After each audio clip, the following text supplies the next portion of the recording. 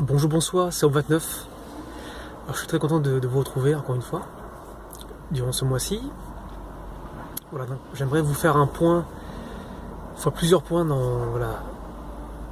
par rapport à mon sevrage et puis par rapport à d'autres problématiques dans ma vie. Alors sinon par rapport au porno, donc j'ai pas fait de rechute depuis 2016, depuis janvier 2016. Il m'arrive encore le soir quand je suis très fatigué en fait et que je tarde, que je me perds sur le net, d'avoir quelques réflexes du cerveau qui me dit en fait comme des flashbacks, des images en fait même de films en fait où il y avait des scènes explicites, ce genre de choses en fait qui me revenaient bien, qui me disaient vas-y va regarder un peu, ça va te faire du bien en fait, et puis comme mon bon vieux temps, où je pouvais sécréter beaucoup d'excitation, etc. Donc après j'ai pas des grosses compulsions en fait, des grosses pulsions, donc ça va.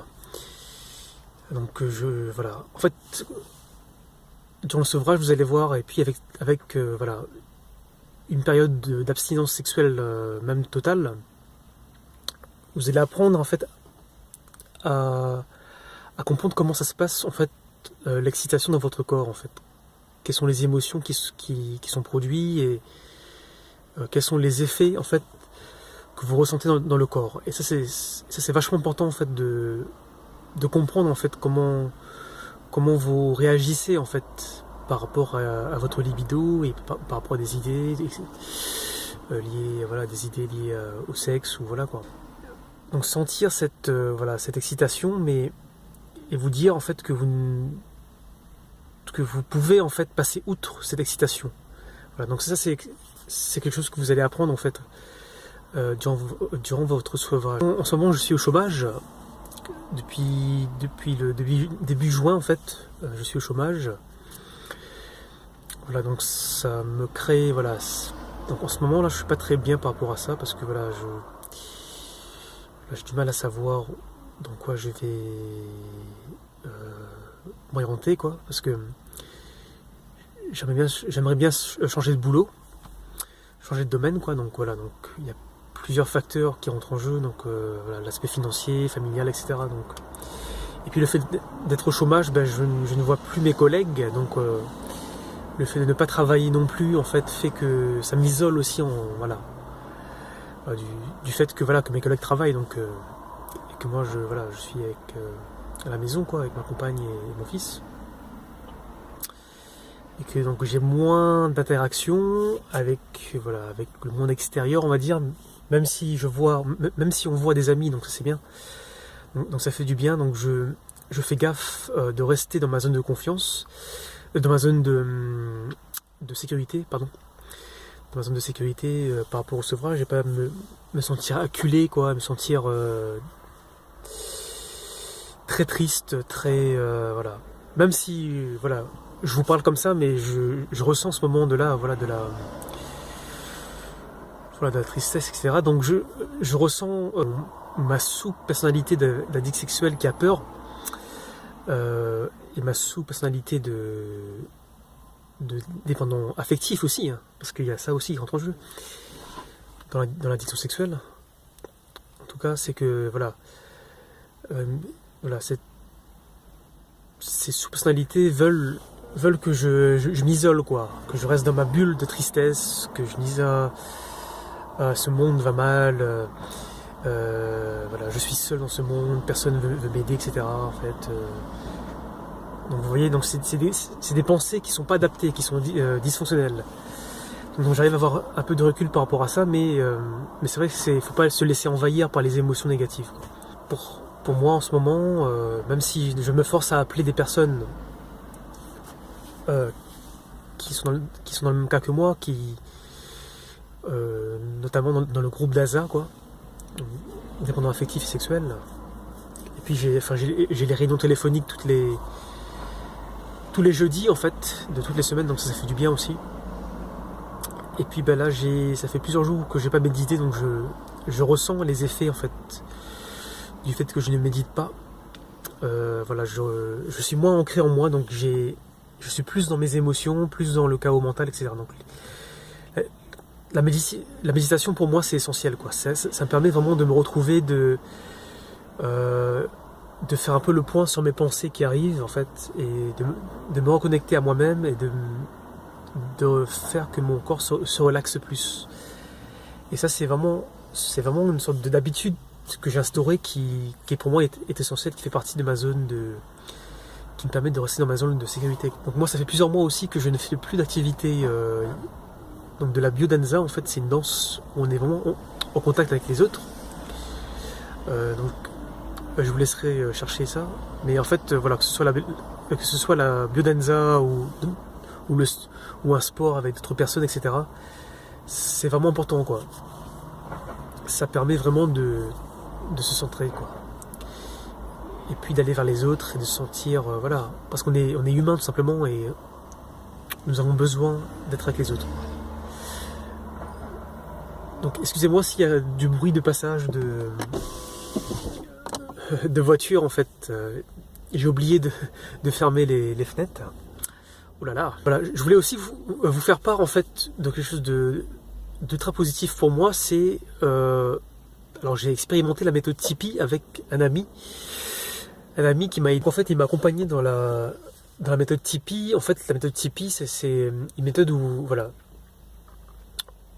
quand vous allez mal, voilà, vous vous sentez mal, déprimé, en colère, angoissé, etc., anxieux, stressé, etc., c'est que vous fermez les yeux et vous vous concentrez uniquement dans les parties du corps en fait où vous avez mal en fait, où ça va pas quoi, ou bien voilà, faire un scan en fait, faire un scan du corps. En fait, en gros, c'est une activité de pleine conscience quoi. C'est-à-dire en fait où vous faites une pause, où vous prenez un temps où vous êtes conscient en fait de ce qui se passe au moment présent, dans votre corps. Et en fait, c'est une méthode qui se base uniquement sur les sensations corporelles et non par rapport à des pensées, etc. Et il me l'a fait en fait, on l'a fait pendant une heure je crois, ou 1h15 ou 1h20. Et en fait, j'ai pleuré pendant 4 fois quoi. Donc, on faisait une fois. Et hop, je pleurais et je lui disais ce qui se passait en fait. Et le truc c'est que il faut se concentrer sur la partie du corps où ça allait pas en fait. Et moi c'était dans le ventre, vraiment une boule au ventre, etc. Et de laisser évoluer en fait, de laisser juste le corps prendre en charge cela en fait, sans forcément avoir des idées, des préconçus, etc. C'est juste se laisser aller quoi. Et prendre conscience vraiment de ce mal-être dans le corps. Au fur et à mesure en fait, pour moi en fait ça a évolué en fait, c'est aller du ventre vers les mains en fait, et je commençais à avoir des picotements limite, des fourmillements, des gros fourmillements. En fait c'est quelque chose que j'avais jamais ressenti. Et même dans la tête en fait, ça remontait dans la tête et je commençais à avoir un peu mal à la tête aussi. Et du coup donc je décrivais cela à mon ami thérapeute. Et voilà, donc on faisait une pause et en fait il me faisait aussi de l'EMDR avec les yeux, vous savez, suivre en fait un point fixe.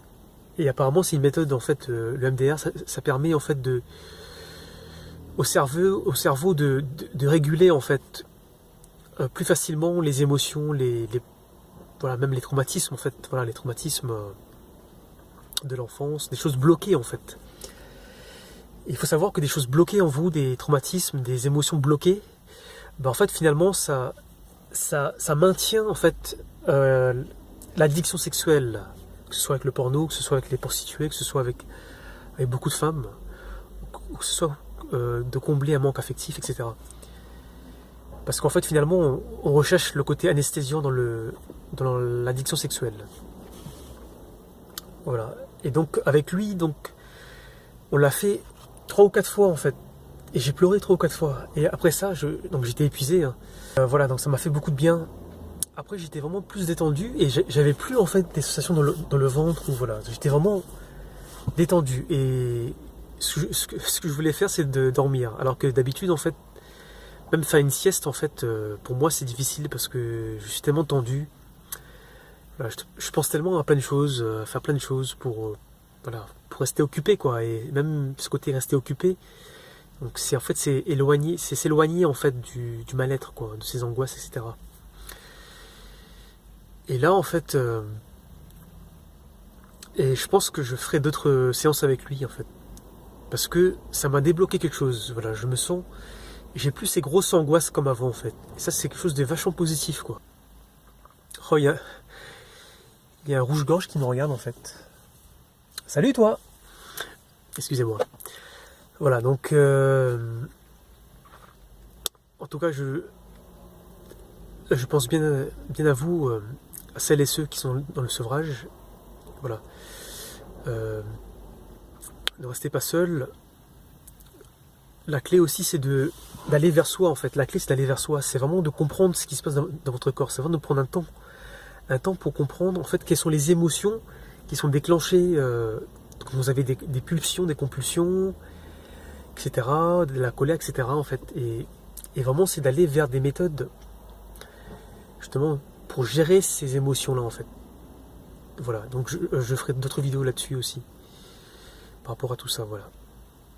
En tout cas, merci de m'avoir écouté. Voilà, c'était une vidéo très longue. Voilà, prenez soin de vous et je vous dis à bientôt pour d'autres vidéos, voilà, sur des thèmes particuliers en fait. Voilà. Peace, salut.